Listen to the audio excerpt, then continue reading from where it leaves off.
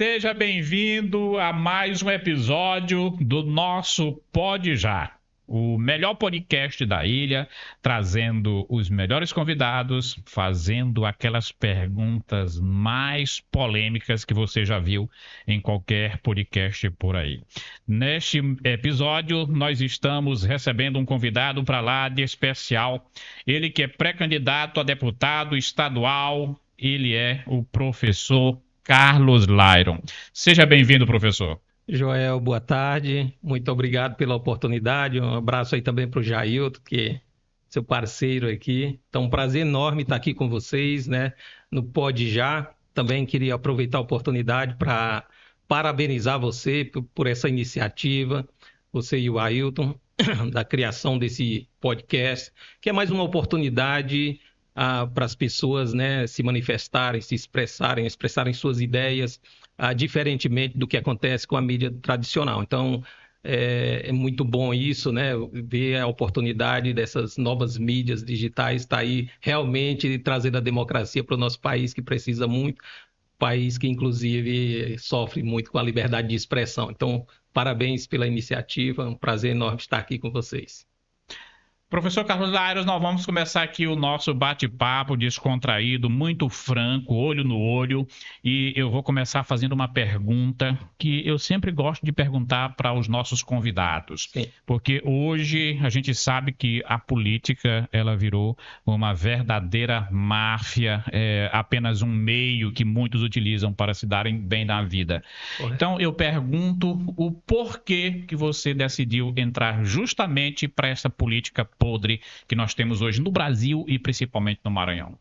Ótimo, Joel. Obrigado mais uma vez pela pergunta. Olha, Joel, justamente por essa razão, né? Joel, eu tenho 2 projetos de vida. Eu sou professor, né? E viajei o mundo estudando, me preparando, e como professor, eu vejo que eu faço a diferença na vida das pessoas. Minha mãe também era professora, então eu cresci vendo a minha mãe como professora. E ser professor é uma forma de você influenciar as pessoas, de você formar opinião, de você formar as pessoas, de você inspirar jovens. Então, esse é meu primeiro projeto. E um segundo projeto que eu tenho é um projeto político. Então, são 2 projetos de vida, um projeto político. Por quê? Porque realmente tudo acontece na política, Joel. Então, aí a pergunta que você fez. Visto esse ambiente que a gente convive, de uma política suja, imunda como é, Joel, se os bons não entrarem na política, as pessoas que são honestas, que são sinceras, que realmente querem fazer uma política séria, quem vai nos governar, Joel? Então, isso foi a minha principal motivação. Eu sempre me indignei, Joel, com injustiças, vendo injustiça. Eu cresci vendo injustiças ao meu redor o tempo todo, o que a gente vê no Brasil. Então, aquilo sempre foi me indignando e eu sempre fui construindo esse projeto. Agora, Joel, não adianta simplesmente a gente querer fazer, ter vontade e não estar preparado. E uma das coisas que eu acho que é fundamental é você estar preparado. Então, o que eu fiz, né, já como professor, e o que eu fiz para chegar no nível, no ponto onde eu cheguei hoje, de realmente colocar meu nome? Tem uma frase que eu gosto de usar, do Albert Einstein, depois foi atribuída também a Martin Luther King, ele com certeza recitou isso. Joel, ele dizia o seguinte: o mundo é um lugar perigoso para se viver, não por causa dos maus necessariamente, mas por causa dos bons, porque os bons veem o mal acontecer e não fazem nada. Então eu pego isso, eu uso isso como pedra fundamental no nos meus passos nessa caminhada. Joel, não podemos ficar de braços cruzados. Agora, como eu estava dizendo, não adianta ter vontade, ter sonho, ficar fantasiando. Você tem que se preparar, você precisa entender onde você está inserido, você precisa entender esse contexto que nós estamos falando da política brasileira, que é imunda, que é suja. Então, o que é que eu fiz, Joel? Eu me preparei para isso. Hoje eu estou com 51 anos, eu tinha um sonho desde criança, mas eu não coloquei meu CPF lá, eu fui, trabalhei, assessorei, trabalhei em vários governos estaduais, municipais, me preparando, viajei o mundo, me formei em sociologia porque eu queria entender a sociedade, me formei em política porque eu queria entender a política, me formei em relações internacionais porque eu queria entender as relações. Nós vivemos num contexto global, Joel. São 8 bilhões de pessoas no planeta, então a gente tem que entender essas relações.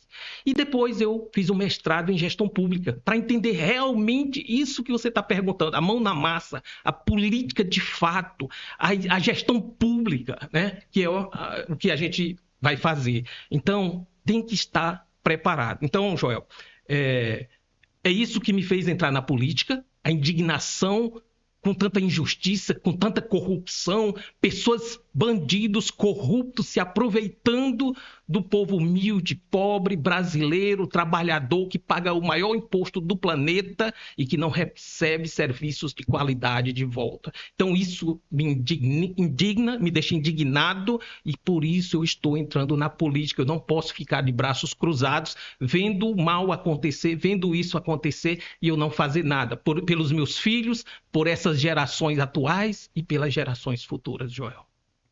Ontem nós recebemos aqui um convidado, né, que já é um cara experiente na política do Maranhão, e ele trouxe um dado preocupante. Ele dizia que hoje, para um deputado federal se eleger no Maranhão, ele precisa gastar em média 200 milhões de reais. E para se eleger um deputado estadual, ele precisa gastar aproximadamente uns 50 milhões de reais e ainda ter as alianças políticas com os prefeitos das cidades do interior. Então, eu te pergunto, no meio de toda essa constatação desse sistema político operando desse jeito, qual é a sua estratégia para poder vencer o sistema e conquistar uma vaga dentro da Assembleia Legislativa? Joel, isso que ele falou é fato, é uma realidade. Infelizmente, o sistema político brasileiro está podre, apodrecido, é horrível, é terrível. Muito provavelmente um dos piores do planeta, um dos piores do mundo. É uma imundícia, é corrupção absurda. Joel, esse dinheiro que nós estamos falando é dinheiro roubado, dinheiro público. O cidadão que trabalha honestamente, como eu e você, que somos professores, nós não faríamos isso, não faz sentido você pegar seu dinheiro suado para você comprar voto. É compra de voto, Joel, isso aí que existe, é o pior problema na política brasileira. Compra de voto, e ele acontece de várias formas, através das emendas parlamentares, que é uma imoralidade, Joel. Não é ilegal, é imoral. Precisa se tornar ilegal, nós precisamos mudar isso aí, que é um dos projetos que a gente precisa colocar em pauta, né? Então, vamos lá. O que acontece? Políticos corruptos roubam dinheiro público, inclusive, ou às vezes pegam de agiotas que os elegem, né? E eles vão ter que dar o retorno, pagar em dobro, né? Juros altíssimos de volta. Inclusive, eles elegem prefeitos, né? No interior, em vários municípios, elegem deputados, elegem até governadores, eu diria, né? E quem sabe presidentes, né? Narcoterrorismo, né, os grupos, como é que diz, crime organizado, que está em todas as partes, né, em todas as entidades brasileiras, em todas as instituições. Então, vamos lá, políticos corruptos, com dinheiro roubado, compram votos, tornam as eleições, isso aí, Joel, que deixou de ser uma democracia. Isso não é democracia. Para você ter uma democracia, você precisa ter 3 pilares, Joel, básicos. Eleições livres, que é isso que nós estamos falando. 2, independência entre os 3 poderes, executivo, judiciário e legislativo, né? E liberdade de expressão. No Brasil hoje, a liberdade de expressão está sendo questionada. A gente está correndo um risco enorme de perder a nossa liberdade de expressão. E um canal como o seu aqui cria essa possibilidade da gente se expressar, porque a mídia tradicional, a mídia marrom, como se chama, está toda comprada, toda comprometida. A independência entre os 3 poderes no Brasil, nós temos? Não. Existe um conluio. E o ponto principal que nós estamos falando é eleições livres. Eu te pergunto, as eleições são livres? Eu pergunto para as pessoas que nos assistem. Reflitam sobre isso. Isso é eleição livre? Isso é uma democracia? Quando você tem políticos comprando os votos com esse dinheiro, né? Campanhas milionárias com dinheiro roubado, o cidadão está lá votando conscientemente? Não. Então é isso que a gente precisa mudar, Joel. E é por isso que eu não perdi a fé, nós não podemos perder a esperança. E você, cidadão que nos assiste, também não pode perder a esperança. Nós precisamos quebrar esse ciclo. E a única forma de quebrar esse ciclo é votando consciente, Joel. É não pegar dinheiro dessas pessoas. Eu já vi pessoas dizendo, não, você pega o dinheiro e não vota. Não, isso é crime. Você não pode pegar o dinheiro roubado, é crime. Você está sendo cúmplice do crime. Então você não pode vender voto, o cidadão não vende voto, nem por 50, nem por 100, nem por 200, nem por R$1 milhão, nem por milhões, nem por tijolos, nem por telha, por nada. Não venda seu voto. É a forma de nós quebrarmos o ciclo, Joel. Se não, vejamos, se você não votar nesses políticos corruptos que estão comprando votos, se você não pegar o dinheiro deles, eles não vão gastar esse dinheiro. E se você não pegar e não for lá e votar, eles não vão ser mais eleitos, Joel. E se eles não forem mais eleitos, eles não vão te roubar. E é isso que nós precisamos fazer. Então, Joel, é possível mudar apelando para quê, Joel? Para a consciência do povo brasileiro, do povo maranhense. Esse é o pior problema que nós enfrentamos. Compra de votos. E só tem político comprando votos se tiver eleitor vendendo. Então, para quebrar o ciclo, ninguém vende, ninguém compra. E aqueles que vendam ou compram precisam ser punidos, Joel. E nós temos que votar em quem? Em pessoas honestas, sinceras, íntegras, preparadas, como eu falei, Joel. Tem que ter preparado, tem que entender, nós que estamos pré-candidatos ao legislativo, deputado estadual, é importante que a gente vote em quem saiba o que é a competência, quais são as competências de um deputado estadual e de um deputado federal, Joel, que é, número 1, legislar em prol da população. Número 2, fiscalizar. Tem que fiscalizar o executivo, fiscalizar o governador. Então, qual é o meu papel? O meu papel não é de entregar obras, não é de fazer obras. Isso aí quem faz é o executivo. A minha função como deputado estadual é fiscalizar, fazer legislação para melhorar a vida das pessoas, procurar entender quais são os principais problemas da sociedade, no caso maranhense, e desenvolver, criar legislação que vá beneficiar as pessoas. E terceiro, Joel, julgar crimes de improbidade, inclusive, do governador e seus secretários, e crimes que os seus próprios pares possam cometer. Outros deputados corruptos e tal, a gente caça os mandatos desses deputados. Então, essas são as 3 competências. Se você vê por aí deputados estaduais, federais, ou vereadores, ou senadores entregando obras, Joel, isso não é função. A função dele é de fiscalizar. Se ele está lá em conluio com o governador, com o prefeito, com o presidente e seus secretários, tem algo errado. A função é de fiscalizar, legislar e julgar. Então, você não concorda que os parlamentares tenham acesso às chamadas emendas parlamentares?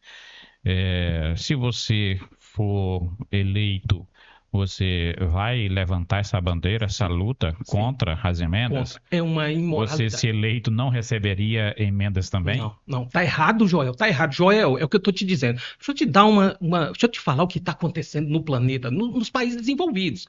Joel, eu saí daqui, passei 10 anos estudando política nos Estados Unidos, passei 1 ano no Japão estudando política, viajei vários países da Europa, estive na Coreia, em vários países, aprendendo gestão pública, Joel, como é que é nos países desenvolvidos, eu estudo isso, eu dou aula disso. Joel, tá errado, esse é o problema da corrupção. Deputado não tem que pegar em dinheiro público.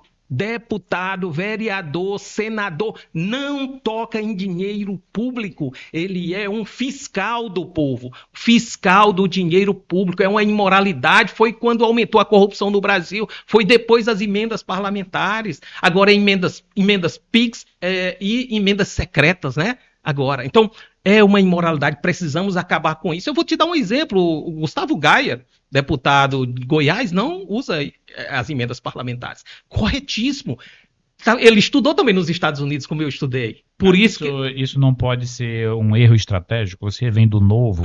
O Novo, eu lembro que quando ele foi fundado, ele tinha uma filosofia de não pegar dinheiro público para financiar as campanhas de seus candidatos. Hoje me parece que ele já reviu isso, porque justamente percebeu que é uma estratégia errada, porque quando você não pega, tem um outro deputado lá do centrão e da esquerda que pega para desviar, como você está muito bem pontuando. Correto. Então, você acha que um candidato mais de direita ou mais do Novo, se ele não pega essa emenda, ele não está automaticamente deixando para outro pegar e utilizar de maneira inapropriada? Não, Joel. O que acontece é o seguinte, no caso do Novo, o Novo foi obrigado pelo TSE a aceitar, porque aí senão deixaria de existir como partido. Porque, como eu disse, é legal. É obrigatório, é lei.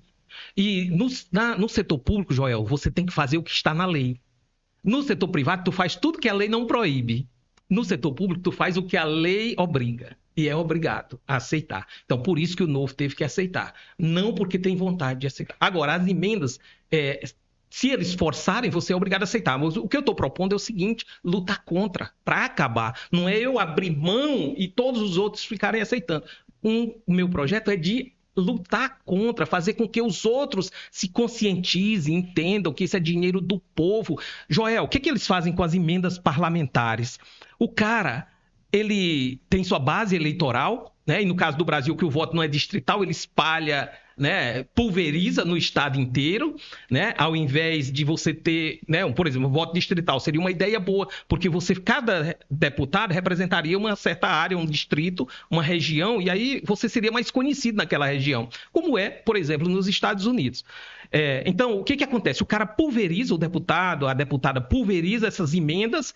Joel, vão para projetos que não tem nada a ver. Joel, nós precisamos entender o seguinte: o dinheiro é público.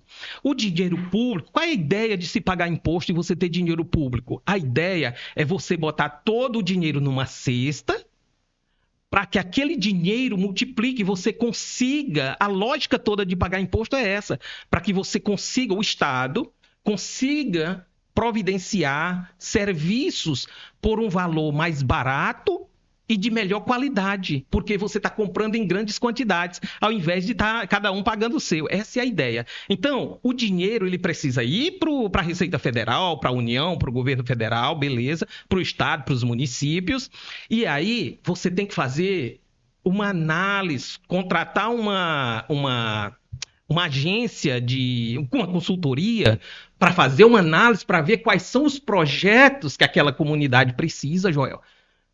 Aí você avalia e vai priorizando. Ah, precisa de uma quadra, precisa de uma escola, precisa disso, precisa daquilo. Aí você avalia e vê qual é o projeto prioritário. E na comunidade, né, que é o orçamento participativo, aí a comunidade decide qual é a prioridade. Ah, nesse ano aqui a gente acha que a quadra é mais importante. Ah, não, esse ano aqui a gente acha que é o ano da escola agora, né, com esse recurso aqui. E assim por diante, você vai priorizando os projetos. Mas com estudo, Joel, com inteligência, contrata uma consultoria. E não aleatório, é só compra de voto. Eles pegam esse dinheiro dessas emendas, Joel, e manda para os amigos. O cara constrói estradas dentro de suas próprias fazendas, mandam para prefeituras. Joel, eu acompanhei um projeto, eu já assessorei, como eu te falei, prefeituras do interior, já assessorei governo federal, deputados, senadores. Joel, é o seguinte, olha um absurdo que eu vi uma vez numa cidade pequena do interior.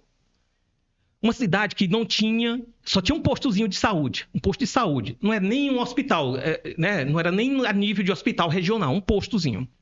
Aí eles aceitaram umas emendas dessas, Joel, antes de uma campanha para prefeito, uns meses antes da campanha, para construírem 3 UPAs no interior, onde não tem ninguém, Joel. Aí tá lá os elefantes brancos, 3 UPAs que eles construíram. A última vez que eu visitei esse local, tava lá cheio de bode, cabras, morando lá. Construíram as paredes em 3 UPAs e virou chiqueiro de animais, de bode, né?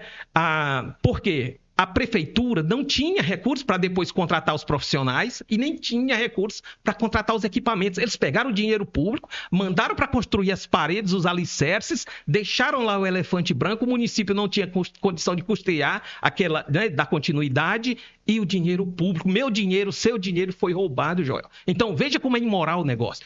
Nós temos, o dinheiro vai para o governo, para o executivo, que é quem faz obras, faz um levantamento das prioridades e manda para os recursos. E o deputado, senador, o vereador, o estadual e federal, deputado estadual e federal, fiscalizam para ter certeza que a obra está bem feita, que tem qualidade, fiscaliza o governador, fiscaliza o prefeito, fiscaliza o presidente, seus ministros e secretários. Essa aqui é a função, Joel. Nós precisamos quebrar o ciclo. Não dá mais para aguentar um país pobre como o Brasil, Joel, de nós ficarmos pagando imposto absurdo, como a gente paga os maiores impostos do mundo para receber os piores serviços. Haja visto que a gente está, né, e essa discussão está muito em voga ultimamente, a gente comparando agora com a Noruega, né, depois da derrota para a Noruega, é lá que eles fazem. Vale a pena pagar imposto na Noruega? Vale, tudo bem, não tem problema nenhum. Mas o Brasil é o país que menos nós deveríamos pagar imposto, porque não tem retorno, Joel.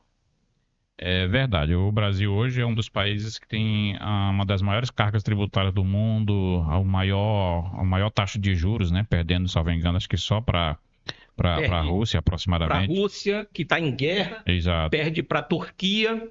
Não, acho que Turquia é o terceiro, o Brasil é o segundo, se eu não me engano. Que É. também é um país que, né, com muitos problemas País econômicos. praticamente considerado também de terceiro mundo, assim como o Brasil, né? Correto. Então, é uma discrepância muito grande entre o que tem sido hoje de imposto, o atual governo federal aumentou o imposto aí que a gente já perdeu até as contas, Diga-se de passagem, o Maranhão, um dos piores e também. também, isso que eu ia falar também, o governo do estado do Maranhão aumentou, por exemplo, o ICMS, e hoje nós somos o estado que temos o maior ICMS do Brasil inteiro, né? Em contrapartida, também nós somos o estado mais pobre. Qual é a sua avaliação acerca disso? Qual é a sua opinião acerca de cobrança de impostos? Você pensa na possibilidade, por exemplo, de fazer uma espécie de redução da cobrança desses impostos? Absolutamente, Joel, uma das principais pautas nossas. Joel, como eu acabei de falar, não justifica nós pagarmos a quantidade de impostos que nós pagamos no Brasil para ter os piores serviços. Joel, eu vou só voltar assim um pouquinho. O meu TCC de Sociologia, eu sou sociólogo, e o meu TCC de Sociologia foi sobre o jeitinho brasileiro, foi sobre a formação da sociedade brasileira, baseado nos trabalhos de, você é filósofo, deve conhecer esses trabalhos, Raízes do Brasil, do Sérgio Buarque de Holanda, pai de Chico Buarque, e o Raimundo Faoro, Os Donos do Poder. Então, baseado nesses dois trabalhos, o Sérgio Buarque de Holanda, que é um historiógrafo, fez um apanhado da sociedade brasileira desde a dinastia de Naves, lá em 1300 e alguma coisa, em Portugal. E, Joel, nós somos intrinsecamente uma sociedade corrupta brasileira. A nossa mistura, a forma como a gente se configurou no país, é uma sociedade corrupta. Então, assim, não é só.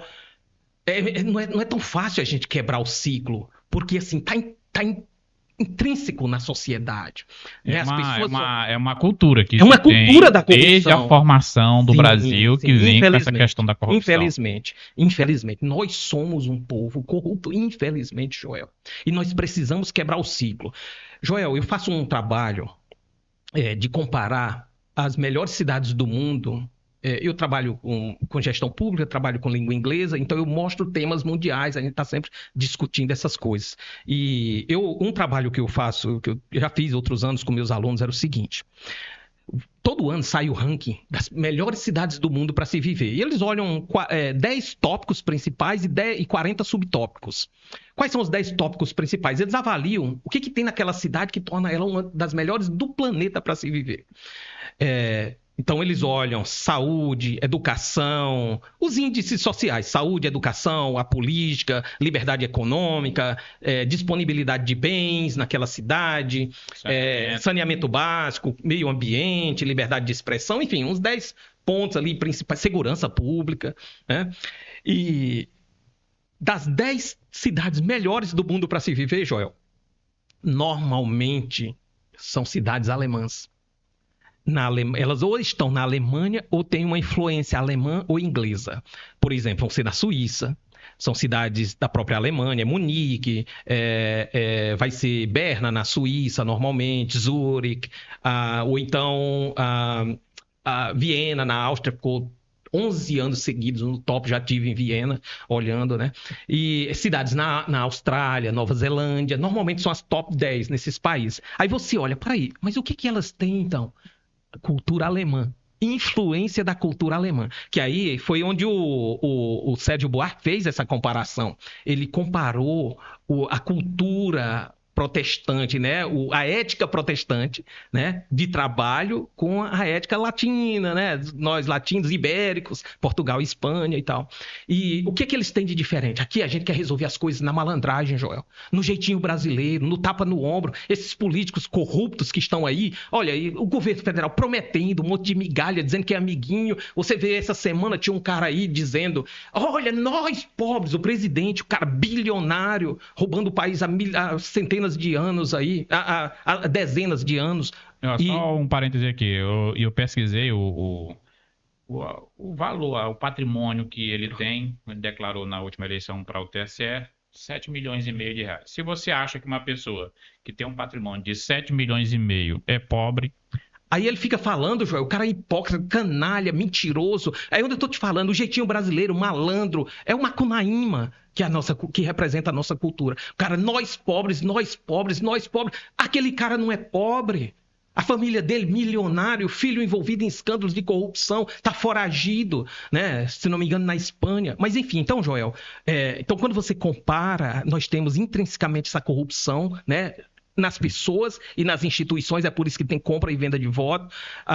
Você tem, quando compara com outros países, você vê o modelo de gestão pública de qualidade, que é o que nós temos que fazer, Joel. Nós não temos que inventar a roda, nós temos que olhar para o mundo e copiar esses modelos, fazer parcerias com essas cidades que são as melhores do mundo. Vamos lá, digamos, por exemplo, que eu fosse prefeito de São Luís. Primeiro projeto que eu faria, eu ia fazer uma consultoria ou governador do Maranhão? Que eu estou falando agora do executivo. Hoje eu sou pré-candidato a deputado, né, estadual. Mas digamos que eu estivesse no executivo, o que é que eu iria fazer? Faria um estudo, uma consultoria dessas, faria uma parceria com essas cidades, você cria um projeto de cidade irmãs, né, estados irmãos, países irmãos, você pode criar tudo isso, faz a parceria e eles mandam técnicos aqui, Joel, para te ajudar. Como fazer a gestão pública de qualidade, que inclusive é uma das coisas que eu defendo, mesmo como deputado. Joel, olha quem são os nossos pré-candidatos hoje a deputado. É um cara porque a mãe é prefeita, porque o pai é prefeito, porque a esposa é prefeita, ou então é a esposa que é candidata porque o marido é prefeito.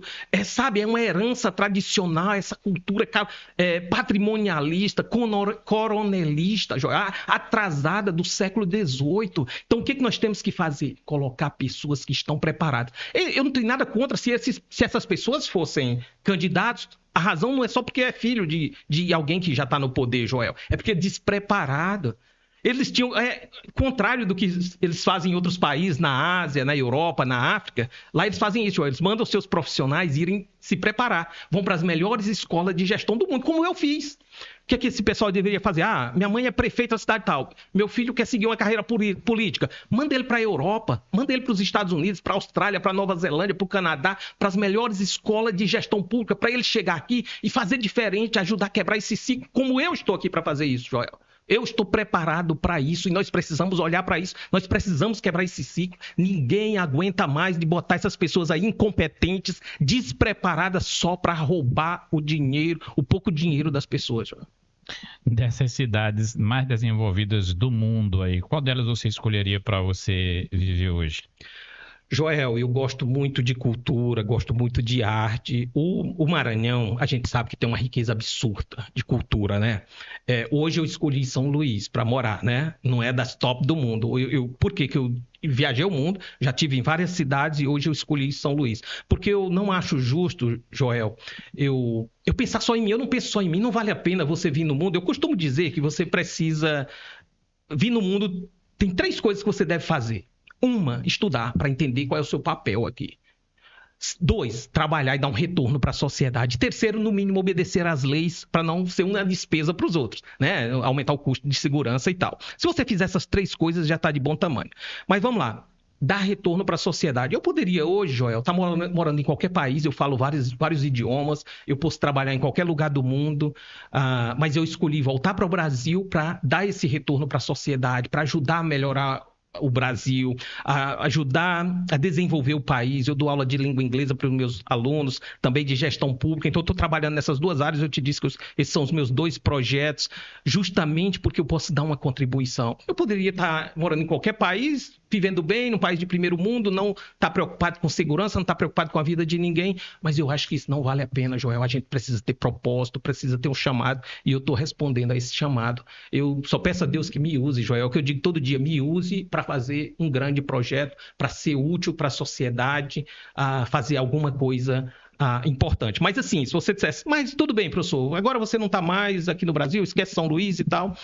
Eu fiquei um tempo em Viena, na Áustria, e uma das melhores cidades do mundo, inclusive é uma das top 10, ela sempre ficou 11 anos seguidos na top 1 e está ali sempre entre as top 10. Tem tudo, Joel, perfeita cidade, organizada, limpa, arte, cultura, bens disponíveis, então assim é top. É melhor do que uma cidade americana, estadunidense? Sim. Morei no Japão, maravilha, também gosto muito do Japão. A minha ex-esposa é japonesa, meus filhos são japoneses, tenho 2 filhos, são brasileiros e são americanos, né? E a mãe é japonesa, eu brasileiro, e por juris solis, que é direito de nascimento, eles nasceram nos Estados Unidos e são americanos também. Então eles têm hoje 3 passaportes, estão com a vida ganha, e eu poderia seguir com eles também. Mas não, eu escolhi onde é que eu vou morar. Eu quero, inclusive, morrer em São Luís. Eu já tenho todo o projeto, já disse para eles como é que é para acontecer. Mas vou subir num aviãozinho ali, jogar minhas cinzas no mar, aqui no Atlântico, do lado de São Luís, porque eu decidi que aqui é meu lugar, eu quero morar aqui. Só fazendo uma correção rápida, Joel. Eu lembro que o Elon Musk, perguntaram a ele onde ele queria morrer, ele respondeu: quero morrer em Marte. Aí, antes da pessoa fazer a próxima pergunta, ele fez uma observação, só que não é da queda. Então, a mesma coisa para mim. Eu quero morrer em São Luís, mas não é agora. É só lá na frente. É de velho. Eu acredito que em todas essas cidades que você citou aí, tem os melhores indicadores de qualidade de vida do mundo. Sim. Uma das coisas que se destaca é a questão do pleno emprego, né? É aquela questão de você sair de um emprego hoje e amanhã, se você quiser, você já está em outro. A pessoa só fica desempregada se ela quiser. Então, são cidades, são países que investem na criação de oportunidades, criação de emprego, investem na educação para qualificar o jovem, né, para estar preparado para ingressar nesse mercado de trabalho. Agora, trazendo para a realidade do Maranhão, a gente não tem nenhuma boa educação, a gente não tem industrialização para gerar oportunidade, gerar emprego. Então, se o nosso jovem hoje ele quiser ser bem qualificado, ele tem que sair do Maranhão e ir para outros estados ou até para outros países. E quando ele se forma, ele não tem mercado de trabalho para absorver essa mão de obra técnica especializada aqui.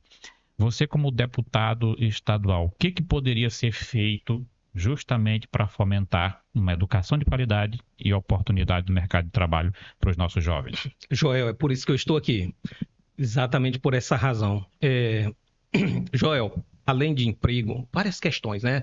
Várias coisas que são importantes que essa cidade tem. Segurança, por exemplo, é um dos piores problemas no Brasil, que eu acho que a gente tem isso lá fora. Mas voltando para o emprego. O que a gente precisa fazer no Brasil, Joel? Primeira coisa, nós precisamos reduzir o tamanho do Estado. Todos os governos, estaduais, federais, municipais, reduz o tamanho da máquina pública. Quando você diz reduzir o tamanho do Estado, o que você está dizendo? Reduzir impostos, Joel, anda junto. A primeira, você diminui por exemplo, você pega o governo estadual, federal, 37 ministérios. Não faz sentido. Tem que reduzir a quantidade. Reduz a quantidade. Você, sei lá, cortar 15, 20, diminui isso aí, Joel, porque é despesa. É como o orçamento da sua casa. A primeira coisa que você faz é o seguinte: enxuga a máquina pública, Joel. Reduz o tamanho do Estado. Você cria um Estado leve. Porque o Estado brasileiro, ele é pesado, é um fardo absurdo, e ele não respira, não sobra dinheiro para investimento. Então, a primeira coisa, reduz o tamanho. Reduz a quantidade de secretarias, de ministérios, de tudo, né, no Estado. Aí, para fazer isso, quando você reduz isso aí, você reduz automaticamente o quê? Impostos. Você reduz impostos. Você reduziu o imposto, agora você paga menos imposto, o Estado é menor e as pessoas, Joel, que sustentam uma economia é a iniciativa privada, Joel. E eu falo isso por experiência, já vivi, trabalhei 10 anos na economia americana, né? A gente está aqui com aquela discussão da escala 6x1. Joel, é só flexibilizar, deixa as pessoas trabalhar. Quem quer trabalhar mais, trabalha mais. Quem quer trabalhar menos, trabalha menos. Flexibiliza. As pessoas são remuneradas baseadas proporcionalmente ao seu esforço, ao seu trabalho, meritocracia, e todo mundo feliz, as pessoas se matando para entrar nos Estados Unidos, que não tem essas regras trabalhistas que nós temos no Brasil. Olha que absurdo. 8 bilhões de pessoas competindo na economia global, um país como o Brasil, desindustrializado, atrasado, e nós discutindo escala de trabalho, que ninguém está fazendo isso no mundo. Nós tínhamos que estar incentivando as pessoas a trabalharem mais, a produzirem, e ganhar dinheiro, e investindo, e incentivando, e reduzindo imposto, e criando novas tecnologias. É isso que o mundo está fazendo. Nós estamos regredindo. Então, você reduz o tamanho do Estado, corta impostos, reduz a quantidade de impostos, incentiva a iniciativa privada, trabalha com a educação, investe em educação, em tecnologia, e inspira as pessoas, Joel. A gente está vivendo uma crise de liderança. Nós não temos líderes que a gente olha, se inspira, se empolga, se motiva, né? Nós temos que fazer isso com nossos jovens, olhar para eles e dizer, vamos juntos construir o Brasil. Não é o Brasil de 4 anos, mas o Brasil de 40, 400 anos, Joel. É isso que a gente precisa fazer. Não tem isso, não tem liderança no país. Está todo mundo, sabe, se arrastando. Nós estávamos aí até ontem torcendo para ganhar uma Copa do Mundo, para ter um mínimo de alegria com uma Copa do Mundo. Os outros países perdem a Copa do Mundo e volta tudo normal. Joel, se os noruegueses tivessem perdido para o Brasil no domingo, eles teriam voltado para casa, eles iam chegar lá, tem segurança pública, tem saúde, tem educação, transporte público, saneamento básico, tudo top das galáxias, como se diz. Eles não iriam se matar por isso. Estamos aqui todo mundo arrasado porque ficamos fora da Copa do Mundo. Então, assim, Joel, é isso que a gente precisa fazer, investimento, iniciativa privada, o Estado sair da frente do empreendedor, deixar as pessoas empreenderem, comprar e vender produtos, é a economia privada. O Estado não gera riqueza, Joel. O Estado não gera riqueza.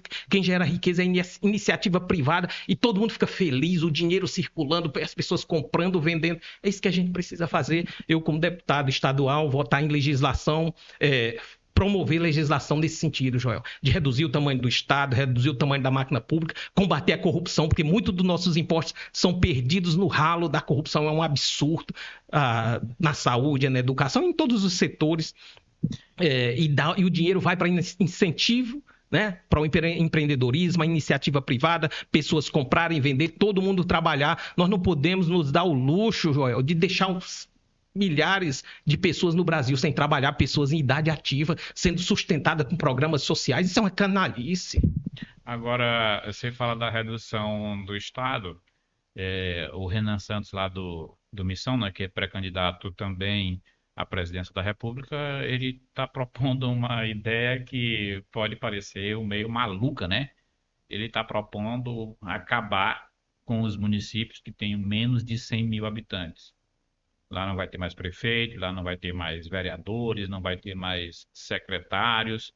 Então, essas cidades elas são absorvidas, né, por outros municípios que vão incorporando essas cidades. Você acha que essa é uma boa ideia para você, de fato, começar a reduzir o Estado, reduzir essas despesas e, consequentemente, reduzir impostos? Joel, nós precisamos ter a coragem de fazer a coisa certa. Eu estou te falando, se a gente pudesse hoje aqui, eu acho que uma coisa que eu queria estabelecer aqui hoje é o seguinte: a palavra-chave aqui hoje, acho que até o nome, se você, né, nas postagens, acho que a gente deveria botar lá, quebrando o ciclo. A coisa que nós precisamos fazer no Brasil é quebrar o ciclo. Precisa ter pessoas como eu, como você e como outros, que tenham a coragem de falar a verdade. Não estou preocupado com ganhar a eleição. Joel, ganhar a eleição é uma coisa, fazer o certo é outra. Independentemente de ganhar a eleição, nós precisamos falar a coisa certa, fazer o correto. O Renan Santos está correto. Qual é o problema? Eles são questionáveis, o caráter dessas pessoas é questionável. Agora, as ideias são boas. Se vão ser implementadas, se é só para ganhar eleição, se é só para ganhar like, se é só para ganhar voto, é outra discussão. Mas, porque me parece ser uma grande demagogia, porque a gente está dentro de um sistema que toda vez que você vê um candidato tentando se contrapor a esse sistema, ele acaba sendo engolido pelo próprio sistema. Porque o sistema é brabo, Joel. Então, assim, aí vamos lá. Então, o que precisa ser feito de fato? O que acontece? O que acontece é o seguinte, Joel. Na gestão pública, que o Brasil está na contramão, nós temos 3 modelos de gestão pública no mundo. O primeiro modelo é um modelo patrimonialista. Um modelo antigo, atrasado, lá do absolutismo, dos reinados, do século XVIII. Patrimonialista. O cara é dono de tudo. Os coronéis eram donos de todas as propriedades, os reis eram donos de todas as propriedades. E aí os políticos foram ficando donos de todas as propriedades. Foram os primeiros modelos, né, de gestão pública no mundo. Depois, aí a gente viu, né, a sociedade foi vendo, isso não está bom. Aí veio o modelo burocrático. O modelo burocrático de gestão pública era justamente para acabar, coibir a corrupção. Você cria checks and balances, que são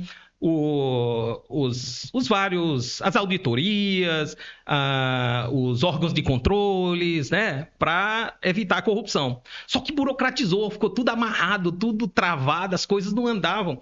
Joel, eu já fui gestor público. Joel, você quer comprar uma caneta?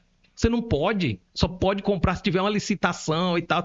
É horrível. Você não resolve as coisas. E as pessoas não conseguem esperar. Não dá para esperar e a demanda chegando e você travado, não consegue fazer o que deveria. Então, o modelo burocrático tem suas vantagens e suas desvantagens.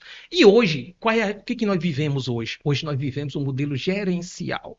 O que é um modelo gerencial? É um modelo que você trata a gestão pública como se trata a iniciativa privada, que inclusive pode dar lucro. Você tem empresas privadas que deem lucro. Petrobras, Correios deveria dar lucros e outras. Está correto, deveria isso acontecer. Então, o modelo gerencial, Joel, é você olhar para a gestão pública pensando em eficiência, eficácia, efetividade, produtividade, resultados, né? Aí, então, beleza. Aí o que acontece? Nesse modelo, foi desenvolvido a ideia da gestão pública descentralizada, que é o que nós vamos falar aí, que é a sua pergunta. Descentralização e centralização, que a gente chama em gestão pública. A centralização, um governo comunista, por exemplo, ele faz o quê? Ele centraliza, ele cria um modelo fiscal, por exemplo, de taxa, que vai o dinheiro todo para o governo federal. Isso te soa familiar? O dinheiro vai para o governo federal e depois ele distribui. Isso é ditadura. É um modelo comunista ditatorial que pensa nisso. Qual é o modelo correto, moderno? Descentraliza. Os recursos ficam na produção, nos municípios, próximo da população. Aí foi onde veio a ideia de se criar esses vários municípios, que era para o atendimento, a prestação de serviço, ao invés do cara decidir lá em Brasília, um burocrata lá em Brasília, o cidadão local definir. É assim nos Estados Unidos. Cada estado tem é uma federação, mas cada estado tem sua autonomia, sua liberdade, que o Brasil não tem. E dentro dos estados, as counties, os distritos, têm essa liberdade também, né? Mesma coisa acontece na Suíça com os condões, lá, se não me engano, que é o modelo que eles chamam. Condão, acho que é isso. Então, a ideia de ter as cidades, a ideia em si não é ruim, Joel. Agora, vamos falar do problema. Joel, infelizmente, as cidades brasileiras, se eu não me engano, é acima de 70% delas, acho que é 90%, eu vi aí, é um número absurdo, são insustentáveis. O que é isso?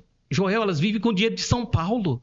O dinheiro que veio de São Paulo, da produção, da produtividade do Paraná, do Mato Grosso do Sul, de Santa Catarina, de São Paulo, enfim, do Rio de Janeiro, das cidades, dos estados produtores. Então você para resumir, você é favorável que se extingua esses municípios? Calma aí, não é só assim, Joel. Eu estou mostrando como é que é o negócio. Olha, a gente precisa entender a realidade. O que é que precisa ser feito? A ideia de ter os municípios não é ruim, de você ter os vários municípios, porque a ideia é boa. No Brasil, Joel, muita coisa é feita para não dar certo. No papel, a ideia é maravilhosa, o problema é na prática. Então, vamos lá. No papel, a ideia era o quê? Descentralizar, para os municípios ter sua autonomia, sua liberdade e os serviços chegarem à população, que é o que realmente importa. Qual é o problema? As cidades não produzem nada. Elas são insustentáveis. Aí você tem uma cidade que já era insustentável e você ainda bota toda uma burocracia pública. Mais despesa, um lugar que não gera emprego, não gera renda, não gera imposto, não gera nada, Joel, só despesa.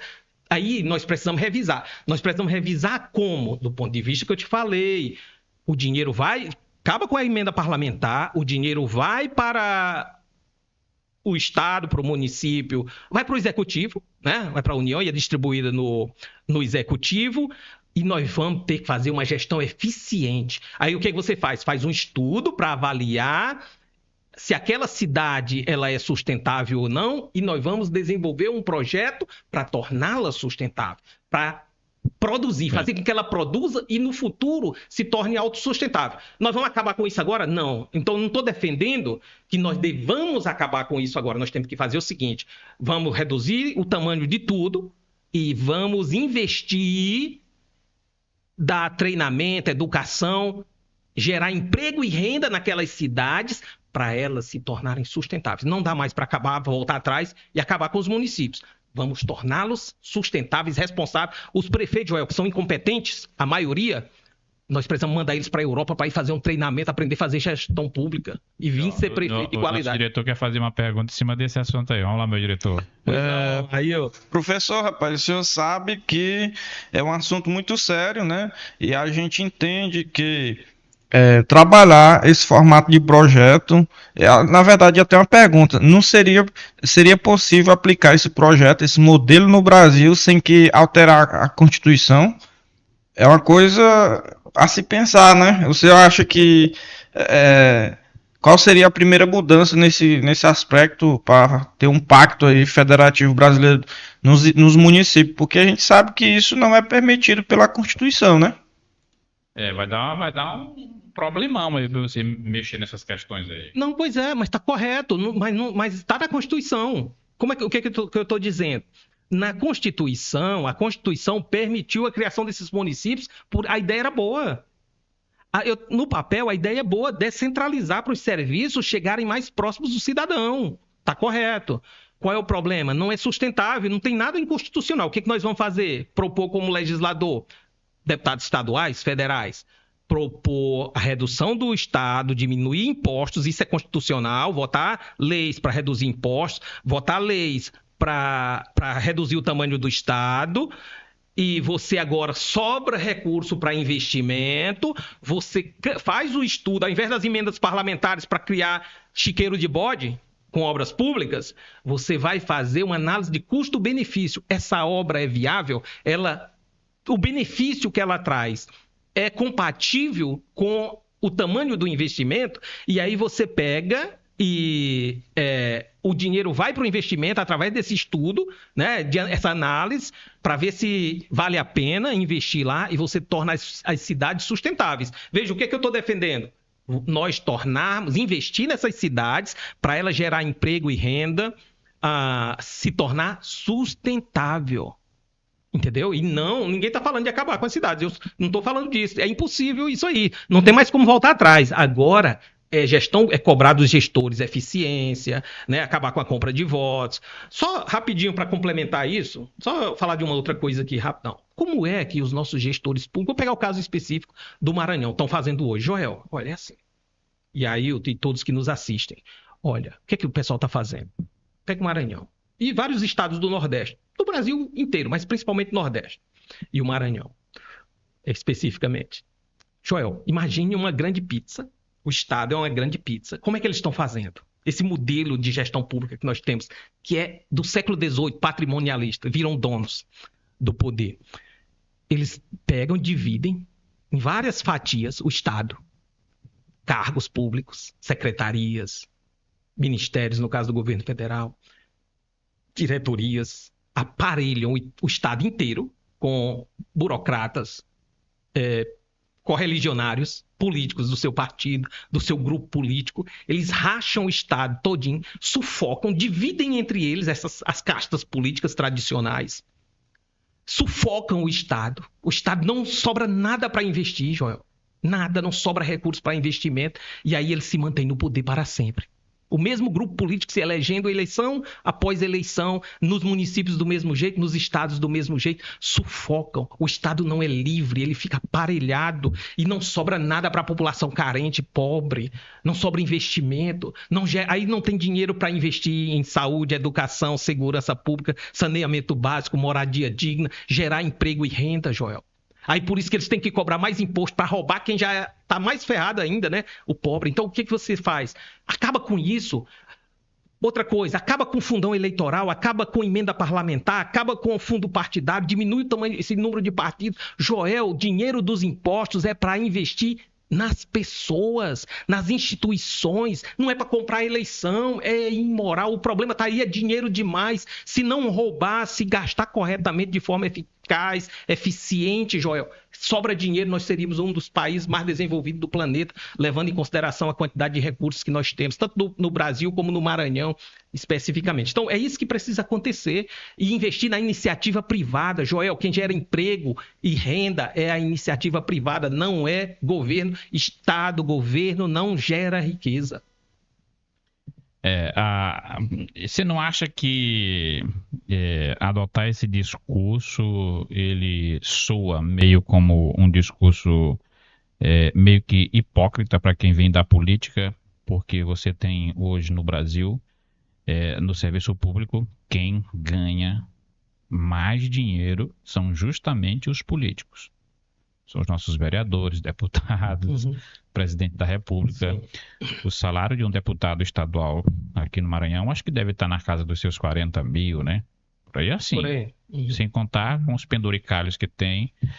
Eu faço essa comparação com um brasileiro que é vereador lá nos Estados Unidos, né? O Galante. Ele é vereador em uma cidade que tem mais de 500 mil habitantes, mas um detalhe chama muito a minha atenção. Ele exerce o cargo de vereador de maneira voluntária e ele não recebe salário. Correto. Ele não é assalariado.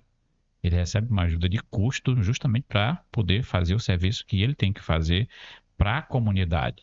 Ou seja, ali é uma questão mesmo de entrega. É alguém que quer ir no serviço público para contribuir com a sociedade. Hoje em dia, a política no Brasil e no Maranhão, mais especificamente, é o contrário, né? Você não entra ali pensando em ser um servidor público. Você entra ali pensando em ser servido, em ganhar um salário acima da média de todo mundo.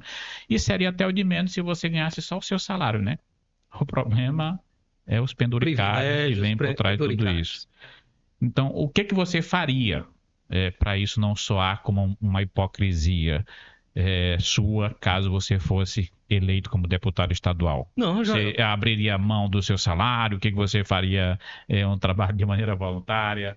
Não, eu sou contra isso, Joel. O que acontece? Eu morei, como eu te falei, nos Estados Unidos. Joel, eu morava numa cidade lá nos Estados Unidos, tamanho de São Luís. Sabe quantos vereadores tinha nessa cidade? 7 vereadores voluntários, como você está colocando. Sabe quantos deputados tinha no estado? Um estado agrícola, do tamanho do Maranhão também, Nebraska. 11 deputados estaduais. No Maranhão só para ser 43, né? No Maranhão são 43 estaduais, 18 federais. Para que isso, Joel? Um absurdo.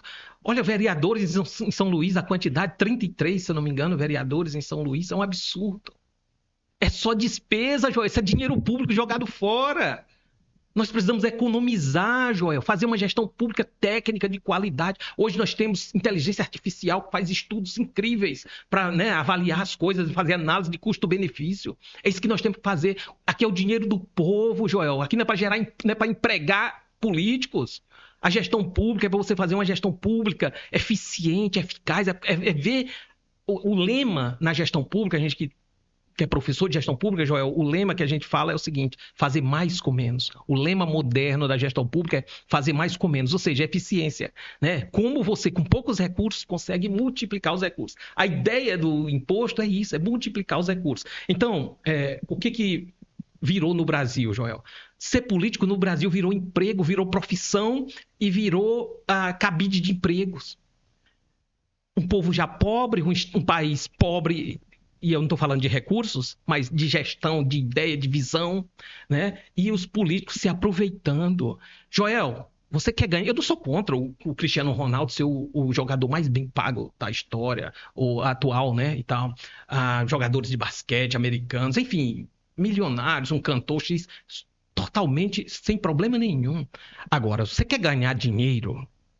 Vai fazer isso aí. Vai ser o Messi, vai jogar futebol, desenvolva uma tecnologia, vai ser o Elon Musk.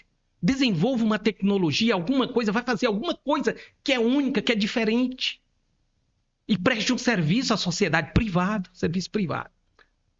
O setor público é para voluntários, é para quem quer servir, Joel. Eu estou aqui me colocando à disposição do povo brasileiro, especificamente do povo maranhense, para servir. Então, Joel, sou contra os penduricários, sou contra privilégio. O meu partido é contra tudo isso, contra a corrupção, combate à corrupção, a favor da eficiência, da eficácia, da efetividade, que é o impacto real na vida das pessoas. A gente combate a corrupção, combate os privilégios, os penduricalhos, tira tudo isso. Esses caras que estão hoje ganhando esses salários absurdos, Joel, eles deveriam estar no setor privado empreendendo. Talvez olha, as maiores empresas do mundo hoje são americanas, porque lá ninguém quer ser funcionário público.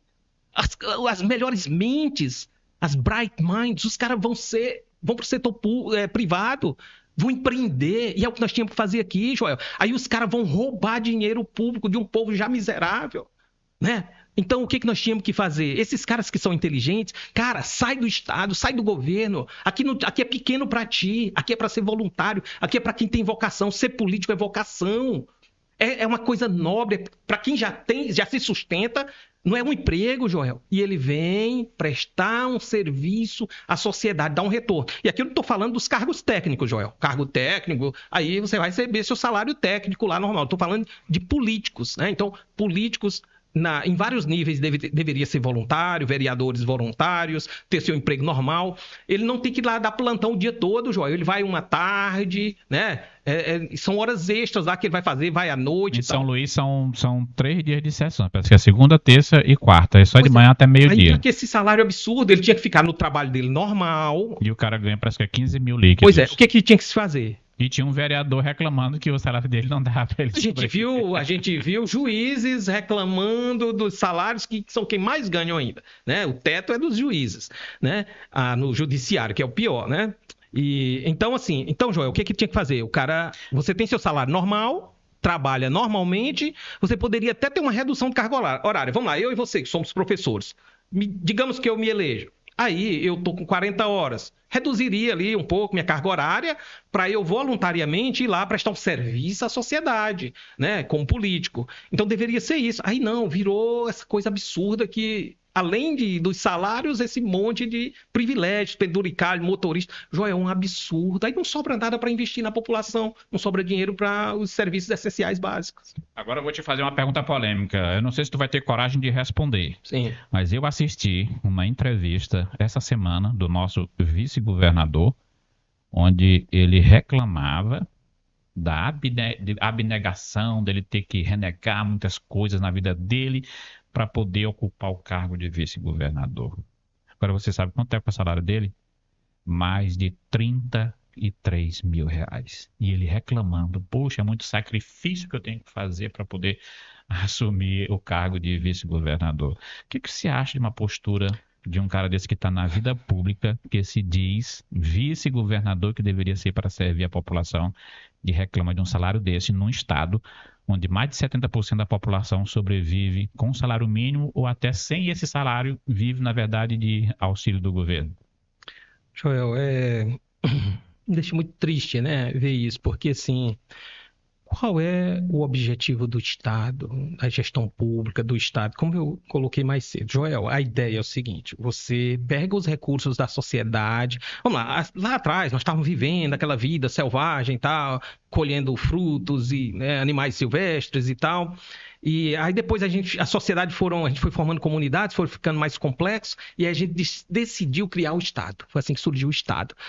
Qual é a função do Estado? A função do Estado é dirimir as divergências, porque ficou complexo, as pessoas começaram a brigar, disputar territórios, muita gente morando próximo e começaram as guerras, os conflitos. Então o Estado tem a função de prestar alguns serviços essenciais e dirimir esses conflitos, impor a justiça, né? A justiça. Então tem alguns serviços que são essenciais, que são básicos, que são fundamentais, que nós precisamos cumprir, o resto tem que ir para a iniciativa privada, se privatiza. Então, a ideia do Estado, aí para criar o Estado, para ele fazer esses serviços, você cobra impostos, que o Estado é a única entidade que tem o direito de cobrar impostos. A gente chama isso, esqueci que o termo que a gente usa, que é só o Estado, que é um poder que só o Estado tem de cobrar impostos. Mas vamos lá, então o Estado tem esse poder de cobrar impostos. A ideia é botar os impostos numa cesta para multiplicar. E aí você vai fazer essa análise de custo-benefício e aplicar onde é necessário nesses serviços básicos essenciais. Essa é a ideia do Estado. E aí, a economia, ela é privada, como a gente colocou, e gera renda, riqueza na iniciativa privada. Então, quem quer ganhar dinheiro, quem não quer fazer esse sacrifício pessoal, Joel, vai para onde? Sim, iniciativa privada. Se você tem tecnologia, se você é inteligente numa área X, você vai ganhar seu dinheiro honestamente, vai ser remunerado honestamente, né, meritocraticamente e tal. E esse cidadão que está fazendo sacrifício, ele poderia ser um Elon Musk da vida, já que ele é tão inteligente e tal, né? E ele estaria muito feliz para lá, porque o negócio dele é ganhar mais dinheiro, né? Então ele é um empresário, ele não é um servidor público, quem tem essa mentalidade. Aí beleza, e está tudo bem, ele tem o direito dele de ganhar dinheiro lá na iniciativa privada. Agora, quem está se colocando à disposição, como eu estou e outros, aqui é servir a sociedade, Joel. Então aqui é por uma causa nobre. É uma entrega, é servir. Não é sobre dinheiro. Não faz sentido isso. Você quer ganhar dinheiro? Iniciativa privada. Quer servir a sociedade? Aí vem para o setor público. Então, o que nós temos no Brasil? Só que aqui a corrupção é tão avassaladora, Joel. É um absurdo que esses caras vêm para o setor público para ganhar dinheiro. Eu chamo eles de empresários públicos. Eles não são servidores públicos. É um empresário público, como a maioria são. Esses senadores antigos, tradicionais que estão aí, deputados, essas famílias tradicionais vivem como piolhos, carrapatos nas custas do Estado, Joel, sendo sustentados por uma maioria de pessoas pobres, miseráveis, sofridas, trabalhando, ralando, pagando altos impostos e recebendo serviços precários. Então a gente precisa quebrar o ciclo. Lembra que eu estou falando aqui o tempo todo? Tem que quebrar o ciclo, nós precisamos ter coragem. Agora, Joel, eu estou aqui à disposição. Me sinto preparado, fiz tudo isso. Eu tinha esse sonho desde criança. Então eu fui lá, estudei a sociedade, me tornei sociólogo, estudei um pouco de política, eu sou cientista político, viajei o mundo, fiz relações internacionais, sou formado em relações internacionais, fiz gestão pública para entender, porque eu estou me colocando à disposição, eu me sinto preparado, eu estou pronto. Agora, essas pessoas não estão, e eu entendo, Joel, o que é a competência de cada uma dessas. Quais são as funções, as competências de cada gestor público, né? Tanto no executivo, no legislativo, como no judiciário. Eu entendo as funções de cada poder. Eu estou preparado. Agora, quantos estão? Com todo respeito, com toda modéstia, o que eu estou dizendo é que esses aí que estão aí hoje se colocando à disposição, dizendo que são pré-candidatos, vocês estão preparados? Vocês entendem o que vocês vêm fazer? Vocês estão preparados para nós pegarmos um estado arrasado como o Maranhão e a gente desenvolver, fazer o certo, cortar nossos privilégios? Eu não quero privilégio, Joel. Nem para mim, nem para ninguém. A gente não precisa de privilégio. Nós precisamos fazer o correto. Então, o que nós temos que fazer? Pegar esses recursos públicos, fazer uma análise de custo-benefício, ver onde é que precisa de que serviço e alocar os serviços, né? E o legislativo fiscaliza, faz leis em prol da população e julga. Essas aqui são as três funções. Nosso diretor quer fazer mais uma pergunta. Diga lá, meu. Professor, rapaz, eu leio que o senhor realmente tem um diálogo interessante quando se trata de economia e políticas, né? Aliás, você falou que é cientista político. Eu quero saber de você. Eu creio que o senhor sabe contar, explicar a economia do Brasil para uma criança de 10 minutos, ou de 10 anos em 2 minutos, né? Pela sua conversa. Mas qual seria a sua primeira canetada se você fosse governador do estado do Maranhão ou presidente do Brasil para cortar todas essas ramificações de corrupção que a gente tem instalada em nosso país e em nosso estado? Excelente pergunta, viu, Ailton? Parabéns aí por você estar acompanhando tudo direitinho, porque assim é uma pergunta incrível. Então, parabéns. Não que as outras não foram top das galáxias, né, Joel? Eu só tô dizendo que essa foge um pouquinho do que a gente mas o diretor é o diretor, né?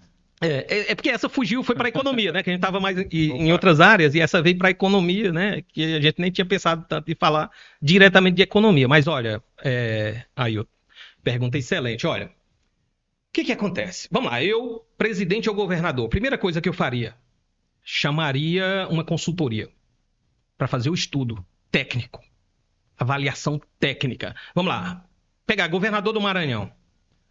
Você chama uma consultoria, top das galáxias, tem aí no mundo inteiro, excelentes. Eu já trabalhei num projeto com o Banco Mundial, então eu conheço já alguns. Já trabalhei no banco, né, num projeto que era em parceria com o Banco Mundial. Então eu trabalhei com pessoas, consultorias de vários países. Então a primeira coisa que você faz é o seguinte: você chama uma consultoria, faz um estudo das potencialidades da região. Então o Maranhão, o que o Maranhão é bom? O que tem aqui de potencial? Aí nós temos um dos portos mais profundos do planeta, escoamento da produção aqui de todo o centro-oeste, né, da região do Mato Piba, né, do agro, minérios aqui do norte, enfim, um porto excelente que nós temos. Uma cidade histórica como São Luís, Lençóis Maranhenses, potencial turístico, belas praias, cachoeiras, o agro fortíssimo, né, no sul, na região tocantina, né, região do Mato Piba ali, né? Piauí, Maranhão, Tocantins e Bahia, né? Que é a região cerrado brasileiro, e o Maranhão faz parte disso. Minérios, enfim, você faz esse estudo e aí você, com esse estudo em mão, você busca parcerias. tanto do governo federal, de outros países, investimento tanto interno, né, doméstico, como investimento externo, e você desenha o Maranhão que você quer para o futuro. De novo, não só para 4 anos, mas para 40, 400. E aí você tem esse estudo, com esse estudo em mão, você começa a implementar as políticas de geração de emprego e renda. Reduz imposto, viu? Que seria uma das primeiras coisas. Canetada, Ailton. Canetada, reduz imposto. Primeira coisa. Já corta imposto, corta o tamanho da máquina pública, para de comprar votos, para de botar parentes e amigos e eleitores e correligionários na máquina pública. Você bota lá técnicos. Porque o negócio é a eficiência. O que nós temos que buscar é a eficiência, a eficácia. Tem pessoas que não entendem o que é eficiência. Eu falei disso mais cedo, fazer mais com menos. Como assim? Vamos lá, digamos que eu quero comprar uma caneta. E a caneta custa R$4. E eu compro muitas canetas e eu consigo comprar com 2, eu fui eficiente. Eu fiz mais com menos. Eu comprei mais canetas para o Estado com menos recursos. Isso é ser eficiente. O que é ser eficaz? Eficácia, quando eu falo em eficácia. O custo médio de uma caneta é R$4. Eu comprei a caneta por R$4. Eu fui eficaz. Eu fiz o arroz com feijão e um pouquinho de pimenta lá, temperadinho, beleza, dá para comer. Eu fiz o normal, a obrigação. Então, é isso que você tem que buscar. Então, com esses estudos, você gasta o dinheiro público de forma inteligente. Aí você reduz o tamanho da máquina, reduz todo aquele aparelhamento que eu falei, né? De você dividir a pizza zona com todo mundo ali do seu grupo político, deixar o resto da população na miséria, né? E aí você faz investimentos no setor privado. Então, a primeira coisa é isso, Ailton. Você faz esse estudo, chama parcerias, faz parcerias, atrai investimento externo, né?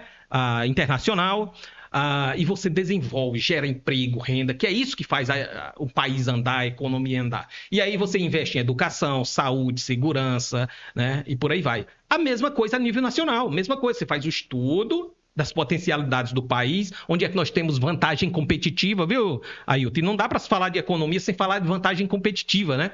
Então você vê o que o Brasil é bom, o que nós estamos fazendo hoje, o que nós temos no Brasil hoje? Só o agro. Matéria-prima, nós estamos vendendo, aí saindo aqui do porto, matéria-prima barata, e nós comprando os produtos com valor agregado, tecnologia agregada, com a mesma matéria-prima que nós vendemos daqui baratinho. E vendendo grãos, como é que chama? Commodities, né? Ao invés de desenvolver tecnologias. Então, a gente precisa reverter isso aí. Tá tudo bem, nós temos um potencial agrícola, né? No mercado de commodities, nós temos recursos naturais absurdos? Temos. E tá tudo bem a gente explorar esses recursos, mas nós precisamos pensar no futuro, inspirar nossos jovens, ter uma educação de qualidade, desenvolver tecnologias para que a gente possa competir de igual para igual na economia internacional, inclusive aprender inglês. Olha, só para dar um exemplo disso, eu estava vendo uma matéria sobre a Noruega. A Noruega, eles descobriram petróleo lá, né? E vocês com certeza muita gente está falando disso, e eles exploraram o petróleo que eles tinham e fizeram criaram um fundo que o cara nasce hoje na Noruega, ele já nasce milionário. No Brasil, nós temos aqui absurdo de recursos naturais, de petróleo e tudo, e não explorado. E o pouquinho que a gente explorou do pré-sal foi roubado.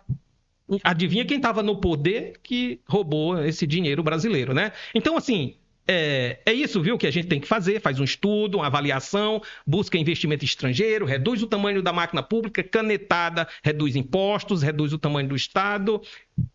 Investimento na iniciativa privada, educação, faz com que as pessoas fiquem felizes e queiram trabalhar mais, tenham educação de qualidade, desenvolvam tecnologias e todo mundo será feliz.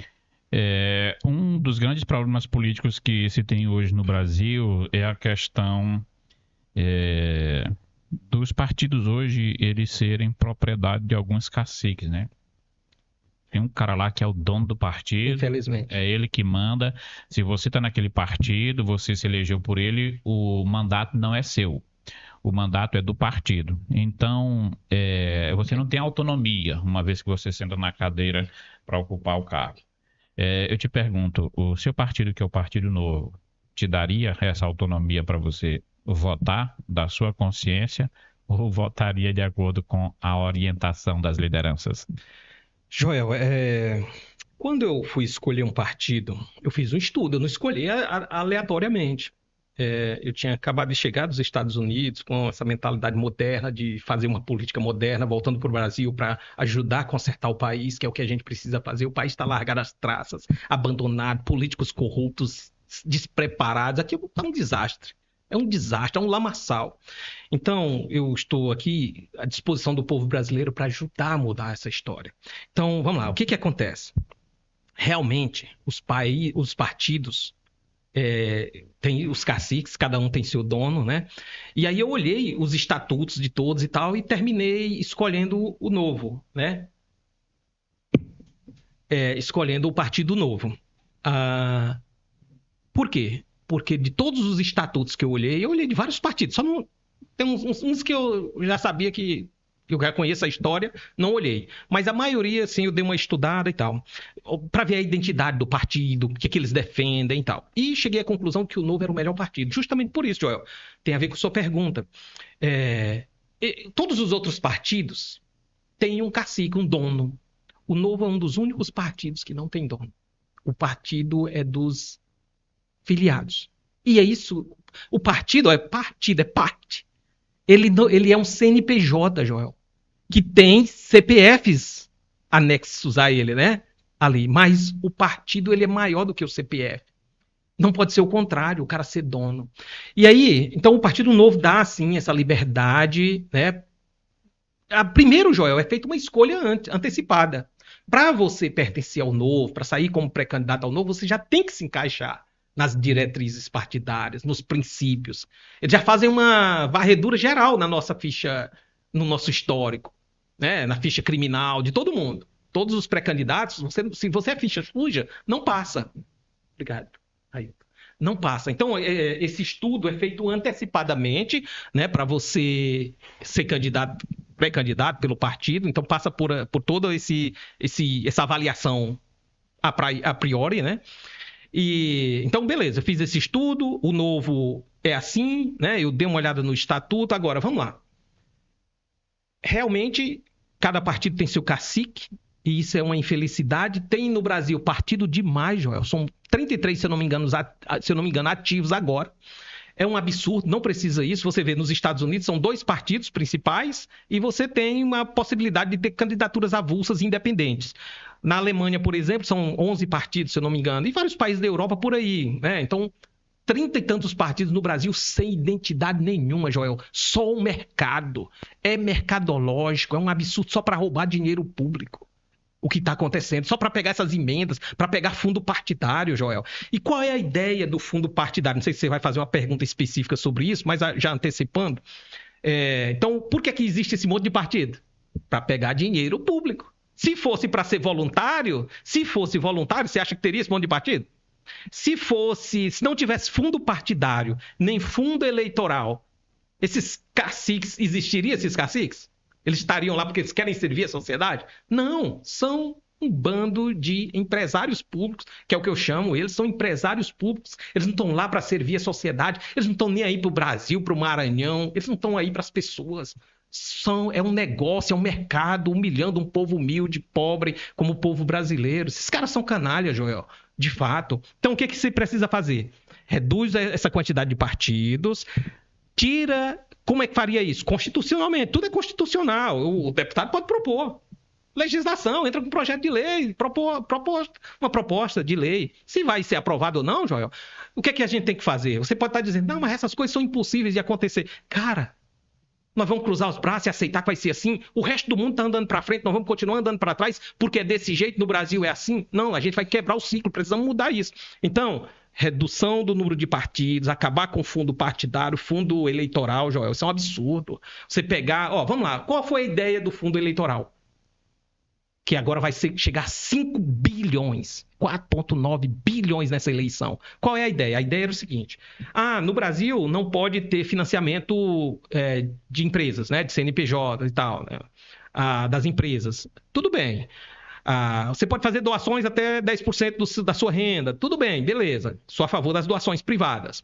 Né? Quem gosta de um partido X investe naquele partido. Agora, pegar o dinheiro público, dinheiro dos pagadores de impostos e dar para partidos que eu não concordo com o que eles fazem, tá errado. Quem quer pagar para manter seu partido X, que mantenha. Agora, o dinheiro vai para esses caciques, é por isso que eles existem. E aí, Joel, 5 bilhões de reais. Imagine o tanto de coisa que poderia ser feito no Brasil. Então, como é que deveria ser as campanhas? Estou aqui, desse jeito.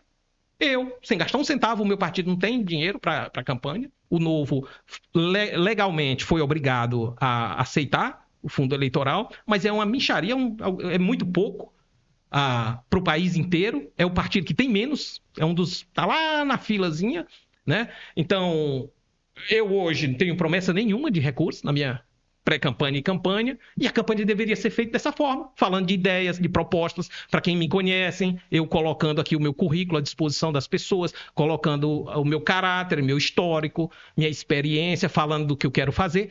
Não precisa de dinheiro, Joel, para isso. Agora, trazendo essa conversa para a realidade do estado do Maranhão, como é que o Partido Novo está se comportando diante dos últimos acontecimentos? Nós estamos aí já há menos de 3 meses das eleições e me parece que tem muita coisa indefinida. Por exemplo, a gente tinha até recentemente um candidato da direita dentro do Partido Novo para sintetizar essa vontade do povo de direita no estado do Maranhão, que era o Laércio Bonfim. Ele desistiu da candidatura. Como é que está essa questão, essa discussão interna dentro do partido hoje? Não sei se você tem acesso a essas informações de bastidores, se poderia falar alguma coisa aqui para a gente. Como eu te disse, Joel, o Partido Novo é um CNPJ, né? Então, diferente dos outros partidos, as decisões elas deveriam ou devem, como todos os partidos deveriam ser assim, passar por várias pessoas e tal. Eu não posso falar pelo diretório estadual, né? Então, eu não vou comentar nada como, assim, né, pelo diretório e tal. Eu posso fazer uma análise pessoal, aqui é minha opinião pessoal, fazendo uma leitura externa, por fora, que é a leitura do que você está vendo fora. As pessoas como você já sabem, e o que está na mídia e tal. Então, eu posso te fazer uma leitura assim. O partido é um partido diferente dos demais. Eu estudei os outros e fiz uma escolha pelo Novo, porque é diferente. Tenho orgulho, olha, estou aqui, tenho orgulho de andar com minha camiseta do Partido Novo. Eu não andaria com camiseta de nenhum outro. Eu não teria o mesmo orgulho. Isso aqui eu visto. Tu não andaria com uma camisa com uma estrela, bem uma camisa vermelha com uma estrela? Deus me livre, Joel, é um desastre. É o atraso do Brasil, é terrível, isso é absurdo. O que esse pessoal faz com essas canalhas, roubando o país, mentindo para as pessoas, são desonestos. Esse pessoal aí só tem, o único projeto deles é implantar o comunismo, ficar no poder para sempre, roubar as pessoas, destruir os valores da sociedade, destruir as famílias, a nacionalidade, né, o seu amor pela pátria. Eu vou continuar usando minha camisa amarela. Eu quase botei minha camisa da seleção, Joel. Eu posso continuar usando minha camisa da seleção brasileira. Inclusive está ali, eu até trouxe na minha mochila. Mas eles agora vão guardar deles por mais 4 anos, não vão poder usar. Então, assim, esse pessoal aí, Joel, infelizmente eu sou professor, doutrinam nossos jovens nas escolas, nas faculdades, aparelharam todas as instituições, inclusive a justiça, a mídia, atraso para o país. Eles estão vivendo estão no atraso, vivendo no século XVIII, nos dividindo, botando pretos contra brancos, homem contra mulher, pai contra filho e vice-versa. Então eles nos dividem, né, com essa teoria de conflitos, né, que é marxista, teoria marxista, o gramicismo. É um desastre, uma destruição para a sociedade. E fica aqui agora, o recado para a sociedade brasileira. Voltando para a questão do... Aí voltando lá, eu não esqueci não. Não esqueci não do partido. Estado. Não esqueci não. Mas vamos lá. Então, minha análise, como eu disse, externa, como um cidadão comum, não estou falando em nome do partido. Olha, o Partido Novo está muito bem nessas eleições, muito bem. A gente, como eu disse, fazendo minha avaliação externa, nós temos o Laércio Bonfim, pré-candidato ao Senado.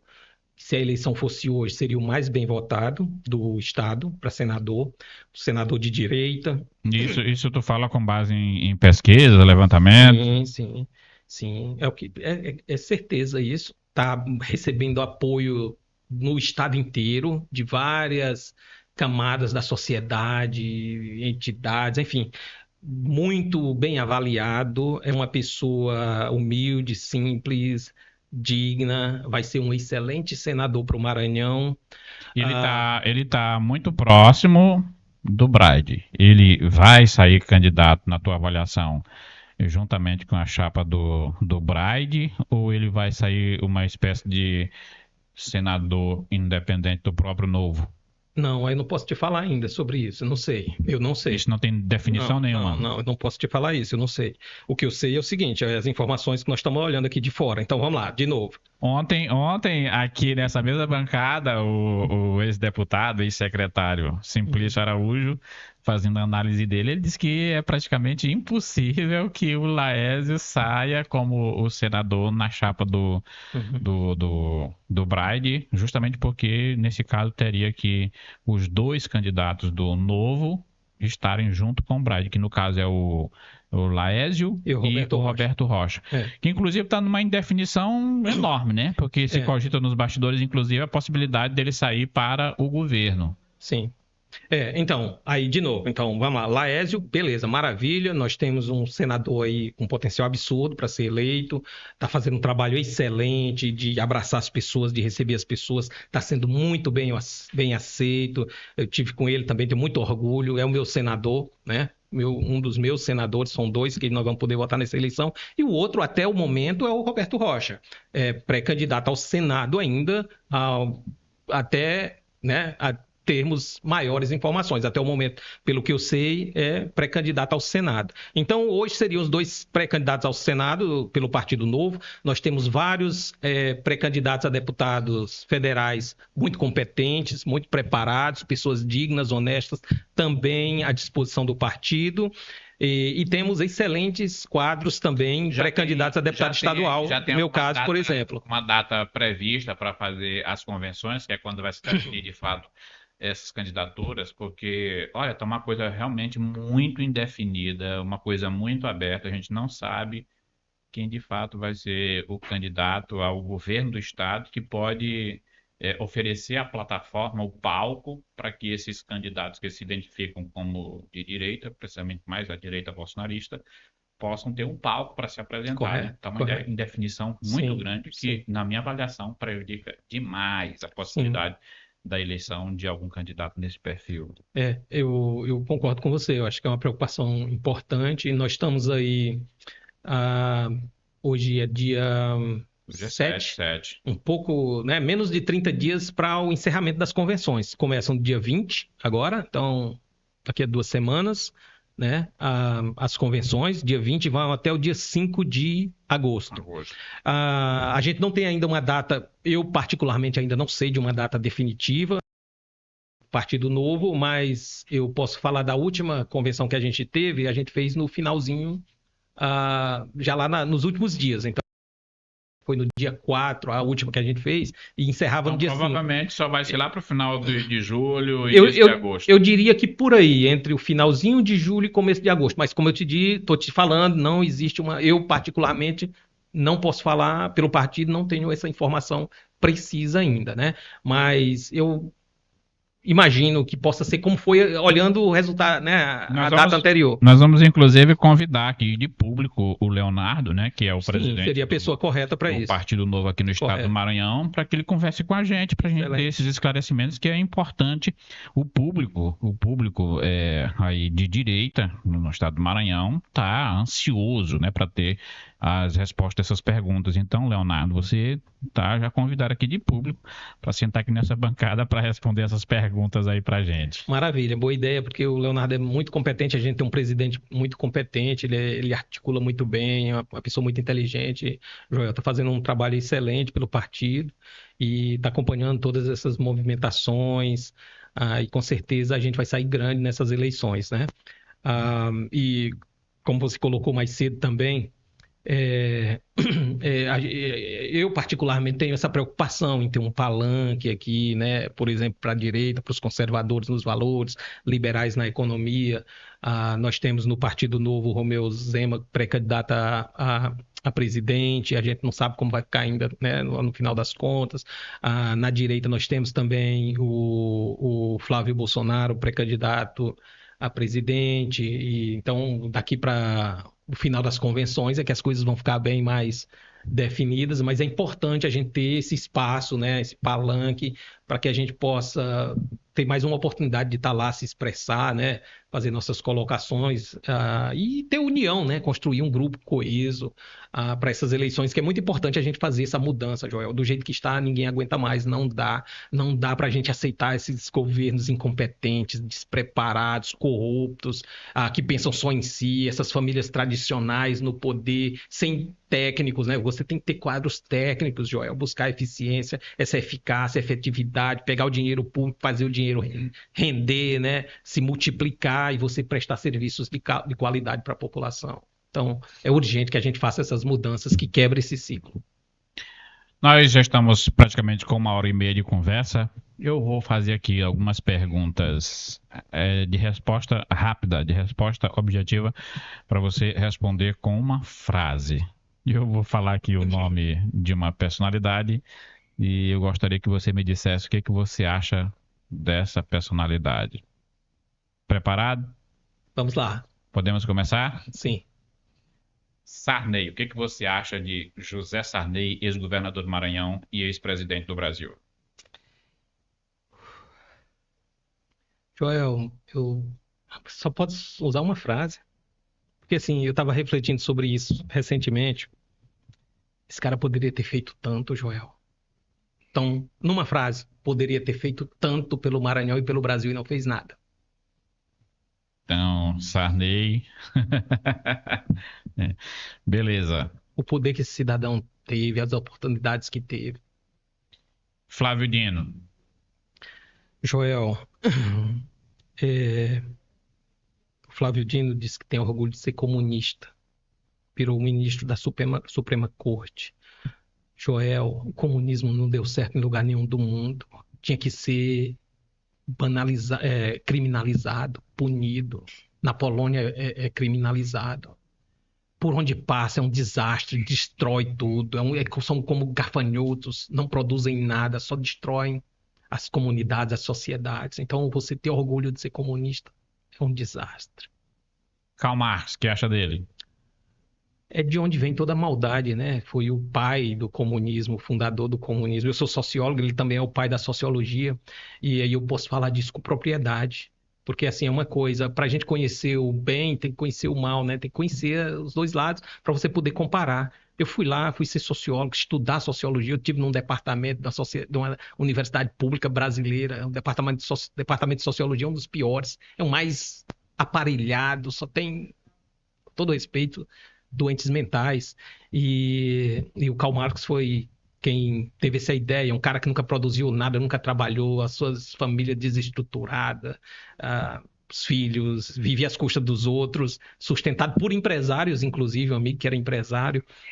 E então Karl Marx enganou muita gente, né, com essa ideologia maluca, comunista, o marxismo.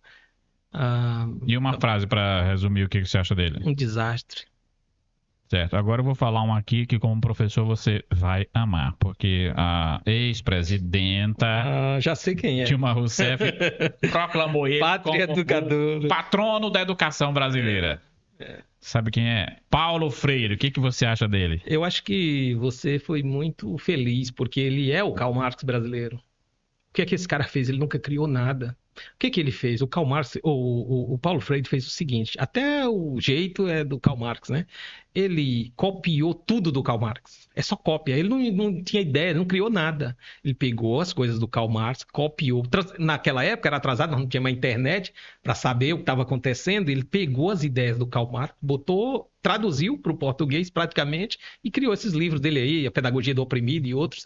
E como professor, Joel, é um desastre para a educação. Nós estamos nos piores rankings do mundo, dos países da OECD, né? De aproximadamente ali 90 países, que são os países nas maiores economias, nós estamos nos piores rankings da educação, nos piores sistemas de educação do planeta, o brasileiro. E não é por falta de investimento, o dinheiro é investido. O problema é a corrupção, o desperdício e a falta de foco, de objetividade. Joel, o mundo inteiro está desenvolvendo tecnologia. O que nós estamos discutindo nas nossas escolas? Ideologia de gênero, feminismo, racismo, bullying, sabe? só, enfim, coisas que não fazem sentido, Joel. Joel, eu gosto sempre de dar esse exemplo da hierarquia das necessidades de Maslow, né? MASLOW. Quem quiser pesquisar, é muito importante. Ele faz um estudo das necessidades da população. O que a sociedade quer? Mundial. No mundo inteiro. O que nós queremos, Joel? Aí ele divide em 4 categorias básicas ali. Na base é uma pirâmide. Na base da pirâmide você tem as necessidades fisiológicas básicas, que a maioria da população está nisso. O pobre, sem educação, só quer comer, dormir, acasalar, e usar o banheiro, né? As necessidades fisiológicas básicas. Aí você vai subindo, aí um nível mais alto, as pessoas já têm uma certa educação e tal, um desenvolvimento. Aí você quer segurança, saneamento básico, quer carinho, vai subindo, né? Quer amor, quer carinho, quer ter uma família, quer ter um emprego estável, e aí vai subindo até chegar no top, que é o nível das artes. É o nível que o Elon Musk está, os bilionários estão, onde o cara dá paga $1 milhão por um quadro de arte, que tem uns risquinhos lá que a pessoa comum não entende por que o cara pagou aquilo. Só que aquele milhão para ele é como R$1 para nós. Então, assim, mas ele está em outro nível, é outro nível. Então, o ponto é o seguinte, Joel, em nada desse estudo, que é um estudo incrível, fala de cor, de raça. Joel, não depende de cor, de raça. Nós queremos as mesmas coisas em qualquer lugar do mundo. Qualquer ser humano, nós somos espécie humana. Não importa se eu sou homem, se sou mulher, se é homem, se é mulher, se é branco, se é preto, se é azul, se é amarelo, se é do Piauí, se é do Maranhão, se é de Bacabal, se é de São Luís, não importa. Todos queremos as mesmas coisas, temos as mesmas necessidades como ser humano. Então não é para a gente estar perdendo tempo discutindo essas coisas. O que nós tínhamos que estar discutindo? Meu amigo, eu quero saber, é de emprego, é de geração de emprego, renda, de segurança pública, é de saneamento básico, é da minha liberdade, né? É do lazer, sabe? Eu quero qualidade de vida. É o que todo mundo quer. Aí nós estamos perdendo tempo no Brasil atrasado discutindo ideologias, quando na verdade nós tínhamos que estar discutindo tecnologias para nos tornarmos competitivos na economia mundial. Então, uma frase para definir Paulo Freire. Eu ia dizer um desastre, porque ele é a cópia do Marx. Eu disse isso para o Marx, um desastre. Paulo Freire, o desastre brasileiro. Uma frase para definir aí Donald Trump. Donald Trump. Eu morei nos Estados Unidos, acompanhei há muito tempo do Donald Trump. O Donald Trump, ele tinha um programa antes de se tornar presidente, eu acompanhava muito, era o Aprendiz, que era aquele programa que foi copiado pelo Roberto Justo, se eu não me engano, no Brasil. Que aqui tudo é cópia, viu? Todo programa que a gente vê na televisão brasileira, ele já existia na Inglaterra ou nos Estados Unidos antes. É uma cópia. E ele é muito determinado, um cara focado. Eu estava olhando hoje o jogo do Messi, o Messi jogando pela Argentina, e eles estavam perdendo 2-0, virado para 3-2. Eu e meu filho, todo mundo comemorando, aí já deu, é o Egito e tal. Eu disse, calma, não é assim. Eu já vi isso mudar antes e mudou. O Messi virou. Eu estava olhando para o Messi aí, perguntando, comparando com o Trump aqui, né, agora. Estou aproveitando a oportunidade para comparar. É um cara que resolve. É um cara que não veio ao mundo para brincar, é dessas pessoas que veio ao mundo com propósito, que veio para fazer alguma coisa diferente. Então é diferente, não é uma pessoa comum, como eu, você e outros.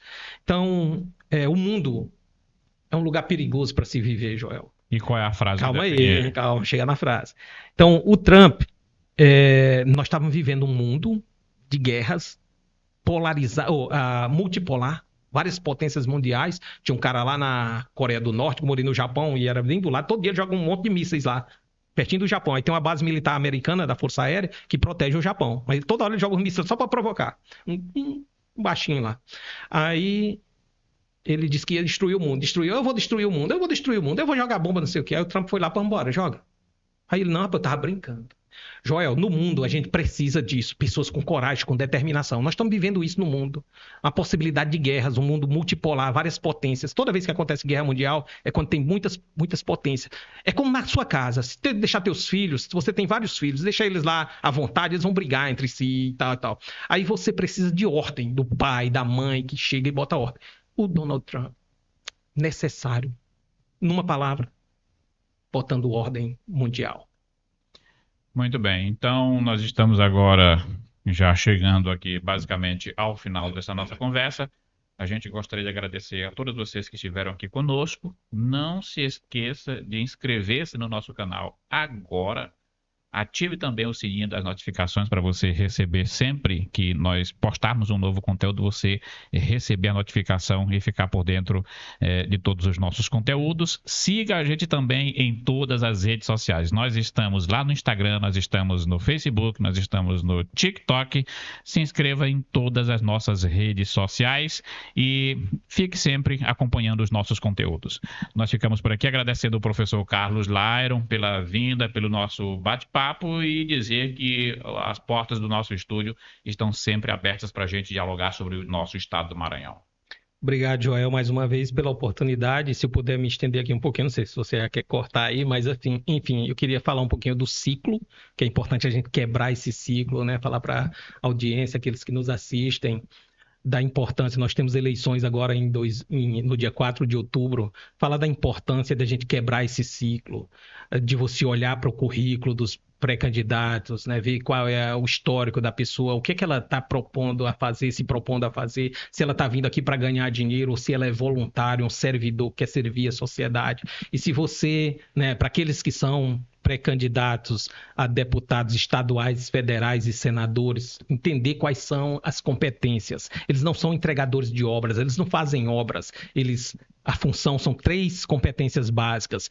Eles fiscalizam o governador e o presidente e os seus ministros e secretários. Eles criam leis, legislam em prol da população e, finalmente, eles julgam os seus pares por crimes de improbidade, falta de decoro parlamentar e assim por diante. Então, essa é a função, fiscalizar, ficam em cima. E reflitam o que é que aqueles que você elegeu 4 anos atrás fizeram.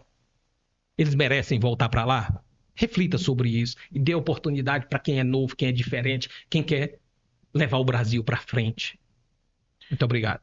Então é isso aí, muito obrigado, fique conosco, fique atento para o nosso próximo episódio. Aqui é o Podijá, trazendo os melhores convidados, fazendo as perguntas que você gostaria de fazer. Então não deixe de nos seguir e se inscrever no nosso canal. Obrigado e até o nosso próximo episódio. Gostei muito. Fechou. Gostei. Show de bola.